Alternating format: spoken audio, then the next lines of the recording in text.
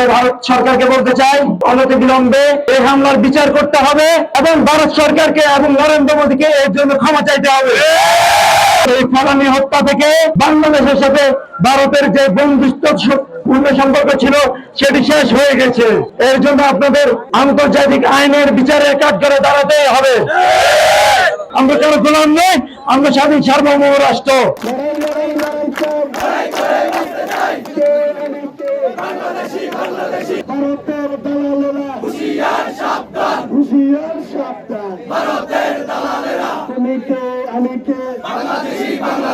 ভারতীয় দুষ্কৃতিকারীরা এখানে মিছিল করেছে, সমাবেশ করেছে, বাংলাদেশকে কটাক্ষ করে কথা বলেছে।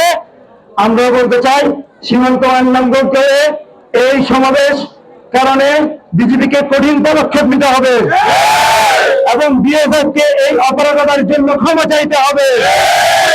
সেই ফালানি হত্যা থেকে বাংলাদেশের সাথে ভারতের যে বন্ধুত্বপূর্ণ সম্পর্ক ছিল সেটি শেষ হয়ে গেছে। আপনারা আমাদের পানি আগ্রাসনের মাধ্যমে আমাদেরকে কষ্ট দিয়েছেন, এর জন্য আপনাদের আন্তর্জাতিক আইনের বিচারের কাঠগড়ে দাঁড়াতে হবে। সীমান্তে হত্যা বন্ধ করতে হবে, নতজানু পররাষ্ট্র নীতি আমরা মানব না। আমরা স্বাধীন সার্বভৌম বাংলাদেশ, আমরা কারো গোলামি করতে চাই না, আমরা কারো গোলাম নই, আমরা স্বাধীন সার্বভৌম রাষ্ট্র। আমরা এর নতজানু পররাষ্ট্র নীতি মানি না, মানব না। ইন্ডিয়াকে স্পষ্ট বলে দিতে চাই, এটা তোমরা তোমাদের 7 সিস্টার নিয়ে কথা বলো, তোমরা বাংলার মাটি নিয়ে কথা বলবা না।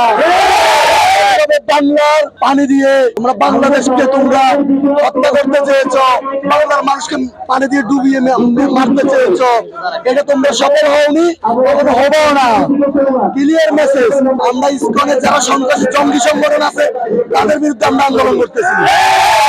বাংলাদেশ সার্বভৌমত্ব রক্ষার জন্য বাংলাদেশকে আমরা জিরো টলারেন্স ঘোষণা করলাম, আমরা বাংলাদেশ সন্ত্রাস মুক্ত ঘোষণা করলাম। বাংলার মানুষ ফেনীতে জিরো টলারেন্স ঘোষণা করছে এবং কি টেকনাফ থেকে তেতুলিয়া জিরো টলারেন্স ঘোষণা করব। যতদিন 24-এর চেতনা আমাদের বুকে থাকবে, আমৃত্যু পর্যন্ত আমাদের বুকে থাকবে।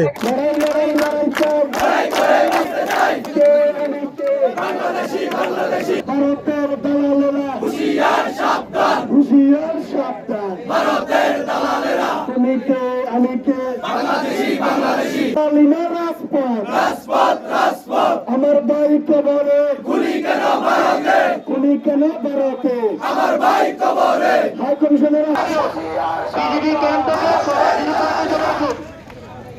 এবং কত মিথ্যা খবর আর কত